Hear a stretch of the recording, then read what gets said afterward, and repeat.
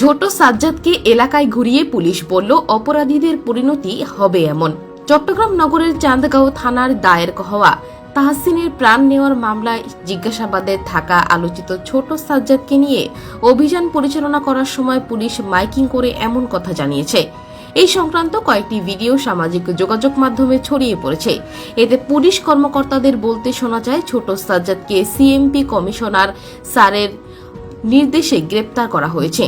আইন শৃঙ্খলা রক্ষাকারী বাহিনীর চোখে কেউ বড় না। যারাই বিচ্ছিন্নতামূলক কর্মকাণ্ড পরিচালনা করবে তাদেরকে গ্রেপ্তার করা হবে। আপনাদের কাছে তথ্য থাকলে আমাদেরকে জানাবেন। কেউ বিচ্ছিন্নতামূলক কার্যক্রম করলে তার পরিণতি সাজ্জাদের মতোই হবে। তোলাবাজ ও বিচ্ছিন্নতাকারীদের বিরুদ্ধে আইন শৃঙ্খলা বাহিনী জিরো টলারেন্স ঘোষণা করেছে বলেও পুলিশের পক্ষ থেকে এ সময় জানানো হয়। নির্দেশনায় বলা হয়, কোথাও তোলাবাজ ও বিচ্ছিন্নতাকারীকে দেখলে তাদেরকে ঘেরাও করে পুলিশকে খবর দেবেন।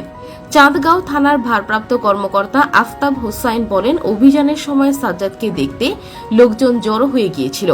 উল্লেখ্য, গত 15 মার্চ দিবাগত রাতে রাজধানীর তেজগাঁও থানার বসুন্ধরা সিটি থেকে সাজ্জাদকে গ্রেপ্তার করে পুলিশ।